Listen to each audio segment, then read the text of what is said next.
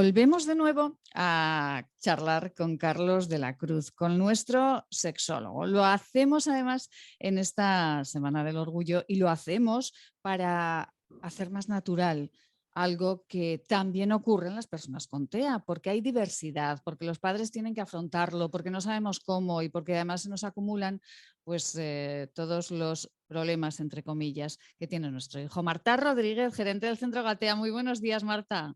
Hola, muy buenos días, Maite. Muy buenos días a todos. Yo creo que sí, que esta semana, bueno, hay que hablarlo durante todo el año, pero esta semana no se puede no hablar de ello. Así que, bueno, también en nuestro podcast vamos a hablar sobre esto. Vamos a hablar de ello porque, Marta, bueno, las personas con trastornos del espectro autista, las personas con autismo, pues, bueno, hablamos de sexualidad, hablamos de que todos sentimos, con TEA y sin TEA, y hablamos de que hay diversidad también en cuanto a nuestra sexualidad, a nuestro género, ¿no? Sí, hablamos de obviedades, de que el mundo es diverso, de que todos somos diferentes, de que no hay dos personas con autismo iguales, que no hay dos personas sin autismo iguales y que dentro de esa diversidad en todas las áreas del desarrollo del ser humano hay combinaciones infinitas. Y como digo yo muchas veces, todos estamos en todos los bombos. Entonces, que está guay estar en todos los bombos. Entonces, bueno, pues yo estoy en 20.000 bombos en una combinación que son infinitas. Entonces, cuando sacas del bombo a un hijo que tiene TEA, no has quitado a ese hijo de los otros bombos, ni del bombo de los guapos, ni del bombo de los simpáticos, ni del bombo de los sociales, ni del bombo de los homosexuales, ni del bombo de los heterosexuales. No has sacado a tu hijo de ningún bombo, todos estamos en todos. Y hay que, y esto va de respetarse, de saber que es guay que todos estemos en todos los bombos y que somos una combinación única de las infinitas, la palabra infinito es perfecta, combinaciones que tenemos. Y hay que hablar de ello y hay que asumir, o sea, es asumir, dices que también tengo que asumir esto. Bueno, pues igual que asumes que el sol sale por el este, igual que asumes que la Tierra es redonda.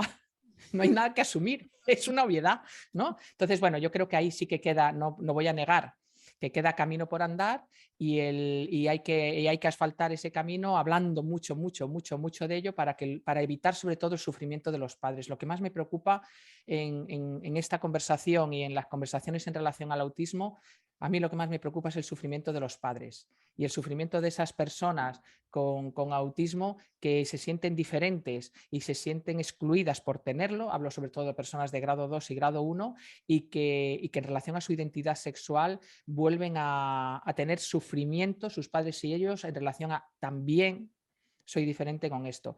Y bueno, hablando de ello, yo creo que podemos asfaltar un poquito este camino. Cuanto más se habla, cuanto más información se da, cuanto más se comunica, que es bueno, pues la filosofía del Centro Gatea, pues más tranquilos nos quedamos y más asumimos que las cosas son más naturales y más sencillas de lo que nosotros creemos. Carlos de la Cruz, nuestro sexólogo de cabecera. Muy buenos días, ¿Qué Carlos. tal? Buenos días. Yo aquí calladito, escuchando y aprendiendo de Marta, que ya lo Pues explica todo y hay poco que decir. Carlos, personas con TEA, personas con trastornos del espectro autista y diversidad existe, está, como decía Marta, pues en Sí, un combo y bueno, pues ahí está. sí. Estoy yo todavía dándole vuelta a lo de estamos todos en todos los bombos, pero pinta bien esa idea. Pero fíjate que yo me quedo con lo que decía Marta de las obviedades. Y a lo mejor es que esto no da para mucho más. Es decir, las personas con TEA son diversas también respecto a la identidad sexual o identidad de género y respecto a la orientación del deseo, como no puede ser de otra manera. Es una obviedad, lo mismo que sucede con los profesionales o las profesionales que les atienden y lo mismo que sucede en sus entornos familiares. Es decir, que la diversidad pega por todos lados. Pega dentro de las personas con TEA, dentro de sus entornos familiares con toda seguridad también, y dentro de los profesionales que les atienden también. Y es que no puede ser de otra manera. No puede ser de otra manera. Carlos, ¿y cómo se muestra o cómo sabemos de esa diversidad de género, cómo sabemos la orientación? Porque tal vez en grado 1, grado 2, como dice Marta, es más sencillo, en grado 3 ya sería más complicado. ¿Cómo empezamos a ver, cómo ayudamos a nuestro hijo a que nos hable de... Sí, aquí fíjate, dices, ¿cómo saber? yo no sé si tenemos que saberlo. O sea, yo no sé si tenemos que saberlo. Es decir, Ya. porque hay veces que planteamos estos temas de la identidad y la orientación como si fuera un acertijo. Es decir, a ver cómo lo averiguamos, a ver cómo nos lo cuenta, a ver cómo nos lo decimos, y a lo mejor por ahí no va la idea. A lo mejor por ahí no va la idea, porque a lo mejor incluso hay veces que la propia persona con TEA también está en un terreno que no es ni completamente homo ni completamente hetero, sino hay muchos terrenos intermedios. Yo aquí apostaría a que la educación fuera, diríamos, desde una expectativa de diversidad, no desde una expectativa de heterosexualidad. Sí, habitualmente educamos y lo hacemos desde el rol de familia, pero también desde el rol de profesionales a las personas como si fueran a ser heterosexuales. Y entonces vamos depositando expectativas de que a todos los chicos acabarán excitándose con chicas y todas las chicas acabarán excitándose con chicos. Y eso supone que nos vamos a equivocar en muchos ámbitos. Digo, en muchos ámbitos, con muchas personas. Bueno, pues a lo mejor aquí habría que empezar a tratar de no averiguar tanto y ofrecer modelos más plurales. Es decir, tratar de no tener esa expectativa de heterosexualidad, sino asumir, y además toca asumir, y eso, pues por eso hay que hablarlo en las reuniones de familias, es decir, inevitablemente va a haber hijos que su orientación va a ser gay, o hijas que su orientación va a ser lesbiana, o incluso chicos o chicas a los que nosotros les hemos asignado esa identidad de chicos o chicas que igual no se sienten cómodos con la etiqueta de hombre y mujer, y a lo mejor son identidades más queer, que se dice ahora, o no binarias, o incluso transexuales. Es decir, bueno, pues todo eso forma parte de la realidad también de las personas con TEA.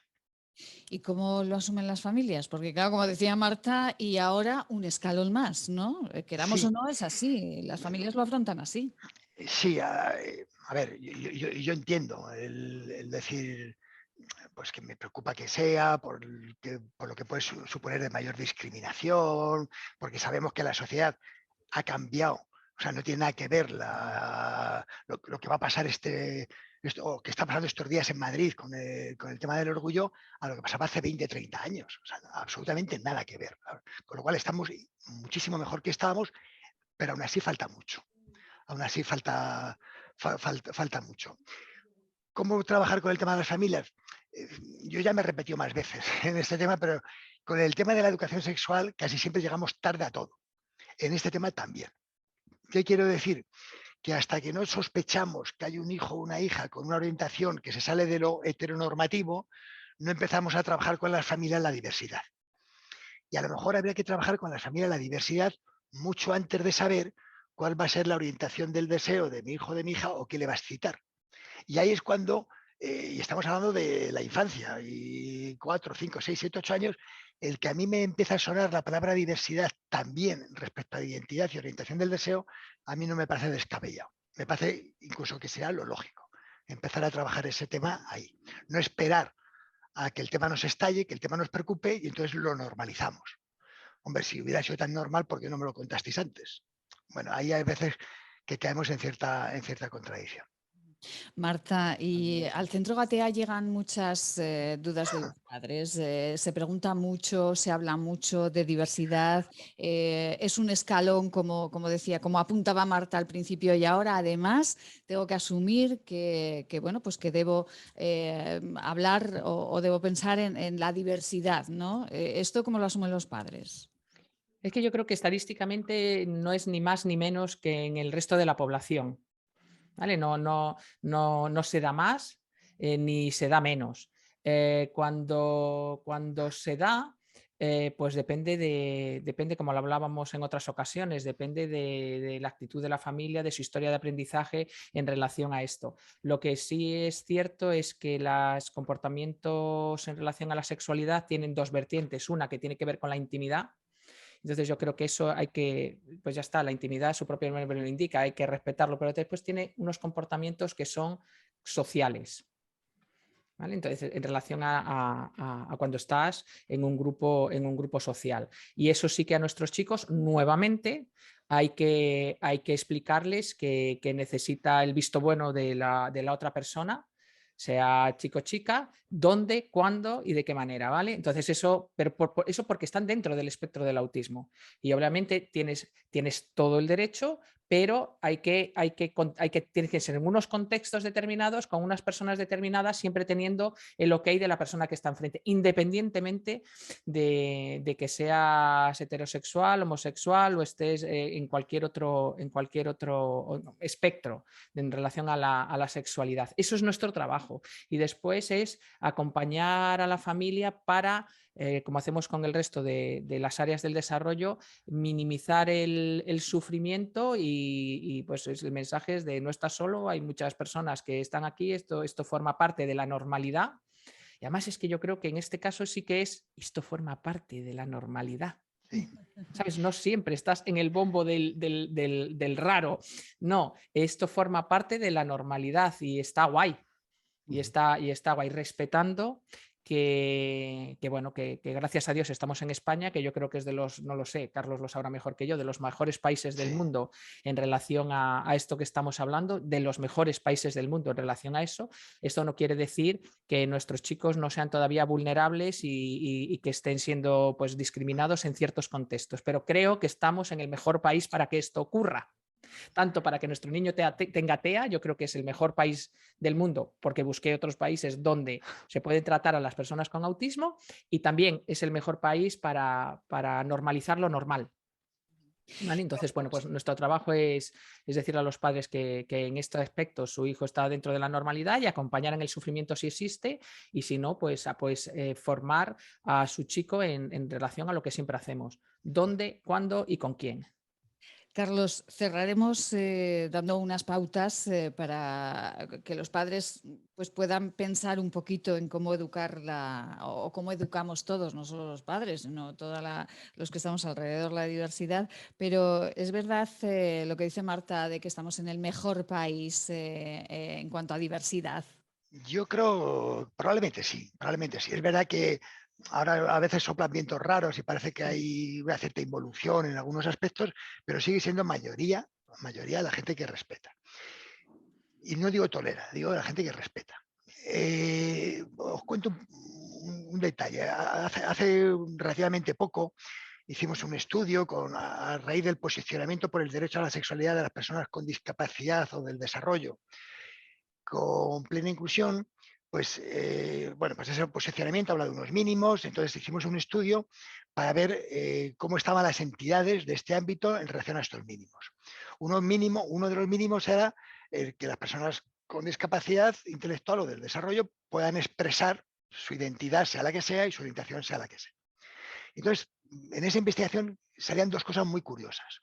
Una, que el ítem sobre que preguntaba por aceptar y respetar la diversidad, probablemente sea de los 80 y tantos ítems que había en el estudio, era el ítem que generaba más consenso, donde había más acuerdo en que había que aceptar y respetar la diversidad.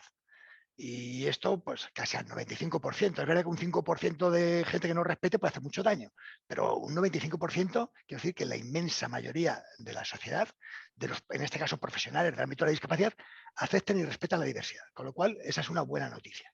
Pero luego había una noticia que era regular. Y la noticia regular era cuando preguntábamos qué se estaba haciendo en relación a la diversidad. Y no se hacía. No se hacía. Es decir, por ejemplo, en las charlas de familias, el tema de la diversidad no se habla. Con lo cual aceptamos, respetamos, pero no lo contamos. En los talleres dirigidos a población, a personas con discapacidad, el tema de la diversidad tampoco formaba parte especialmente de los contenidos. Con lo cual volvemos a lo mismo. Aceptamos, respetamos, pero no lo trabajamos. Y cuando preguntábamos, ¿se ofrecen referentes diversos? Pues a través de las imágenes que ponemos por las paredes, en los cuentos, en las películas que les ofrecemos, pues también salía que no se ofrecían referentes de diversidad. Con lo cual, por un lado, tenemos gente, que además me lo creo que es así, la inmensa mayoría de los y las profesionales aceptan y respetan la diversidad, pero luego caemos en la trampa de no ser proactivos, no trabajar por dar visibilidad a esa diversidad. Pero también por acabar con un mensaje optimista, yo sí que creo que estamos en cambio y que las cosas están mejorando. Y, por ejemplo, en esta última manifestación que ha habido en Madrid el 28 de junio, pues una de las pancartas la llevaban un colectivo de personas con discapacidad intelectual, donde se estaban haciendo visibles como personas diversas también. Con lo cual, a mí me parecía una excelente noticia. Carlos, ¿cómo educamos en la diversidad? ¿Cómo educamos a la diversidad? Y yo, fíjate, yo me quedaría con la primera parte de la pregunta, que es ¿cómo educamos? ¿Cómo educamos? Porque yo no concibo educación sexual que no sea diversa, que no sea inclusiva, que no sea feminista y que no sea integral. El resto no es educación sexual.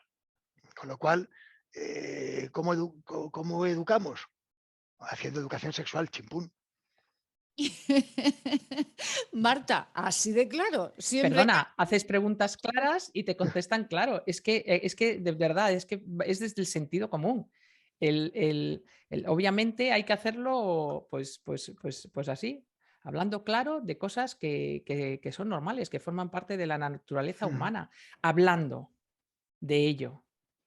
O sea, porque sí es cierto que los españoles tenemos un carácter determinado, que somos muy respetuosos en un porcentaje inmenso. De verdad, creo, y yo soy muy optimista en ese sentido, que las personas con autismo lo tienen más fácil en España que en ningún otro país, y el movimiento LGTBI también, y las personas vivimos, que tenemos calidad de vida y más posibilidades de ser felices en este país que en el otro. Pero es lo que dice Carlos. Vale, pues si somos tan guays, ¿por qué no lo hablamos? ¿Sabes? Somos Justo. respetuosos, pero como muy discretos. No hay necesidad de tanta Sí. discreción. Hablemoslo con naturalidad, porque en nuestro interior esa es nuestra esencia como españoles. Y además somos habladores, pues hablemos de eso igual que hablamos de un montón de cosas más. ¿Para qué?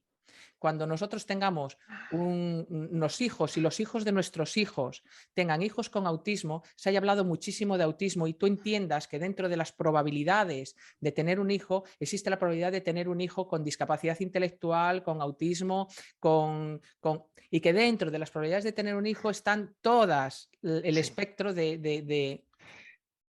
Sí, yo quería hacer un comentario más, Sí. así, antes de terminar, que hay veces que las familias hacen un poquito de trampas, no sé si también algunos educadores o educadoras, que es lo de, ante la sospecha de que mi hijo puede ser homosexual, por ejemplo, o trans, o no binario, bueno, ante la sospecha de que se sale, vamos a decir, de la heteronorma, por decirlo de alguna manera, intentamos modificar esa orientación. Y entonces yo le facilito que le gusten las chicas y le facilito estímulos y le intento modificar. Y eso nos va a llevar al fracaso. Eso nos va a llevar al fracaso. Es decir, no tenemos el poder de modificar la orientación del deseo. No tenemos ese poder. No tenemos ese poder. Y por lo tanto, nos merecería más la pena aceptar y respetarla. Y además, como todas las familias quieren que sus hijos sean felices, pues por ir acabando con obviedades, que empezábamos con obviedades. Si tu hijo o tu hija es homosexual, es transexual, es bisexual, va a ser feliz cuando pueda expresarse tal y como es. Yeah. Y no hay otra posibilidad de que sea feliz. No hay otra posibilidad de que sea feliz nada más que cuando sienta que se puede expresar como es y sienta que su entorno la acepta tal y como es. El resto es hacernos trampas y es abocar a que la gente no sea feliz. Y creo que en eso no estamos. Creo que en eso no estamos. A enmarañar algo que es natural y de sentido común. Carlos de la Cruz, nuestro sexólogo de cabecera, ya saben, ahí tienen sus podcasts en Podcastea, en la página del Centro Gatea, con el patrocinio de la Universidad Francisco de Vitoria. Ahí tienen a Carlos de la Cruz con ya, pues bueno, pues unos cuantos podcasts que ustedes pueden seguir. Y Ale, pónganle ahí el me gusta, que esto sube la dopamina y nos hace felices a todos. Carlos, un placer. Tal cual. Un placer. Un placer. Marta Rodríguez, gerente del Centro Gatea, que nos gusta gustar y nos gusta que nos pongan me gusta. Sí, bueno, y a nuestro cerebro los likes al parecer le gustan un montón, pero que la dopamina también se puede generar haciendo un montón de cosas, ¿eh? Un montón de cosas, un buen libro, un buen paseo, estar con amigos, tampoco hace falta estar en las redes todo el día. Bueno, pues este espacio es para hablar sobre sexualidad. Yo creo que todos los padres queremos y traeremos hijos para que sean felices. Yo creo que el discurso de Carlos es como muy claro y haremos lo que sea nunca nos ha ocurrido lo contrario, que ningún padre venga a decirnos yo quiero esto porque sé que quiero que mi hijo sea infeliz. No, no. Entonces, bueno, pues sobre todo nos esforzamos y como dice a veces Carlos, dice, oye, nos sujetamos las tripas y tengo todo el derecho a sujetarme las tripas, ¿eh? Porque a mí me educaron de una manera muy diferente a la que yo estoy educando. Pues yo me sujeto mis tripas en pro de que mis hijos sean felices porque bueno, es nuestra misión en la vida, es lo que queremos y la realidad es que son más felices cuando les queremos como son. Muy bien. Hemos hablado con Carlos de la Cruz y con Marta Rodríguez de diversidad de orientación y sobre todo de información y de educación. Placer, mil gracias. Un Gracias. placer. Hasta luego.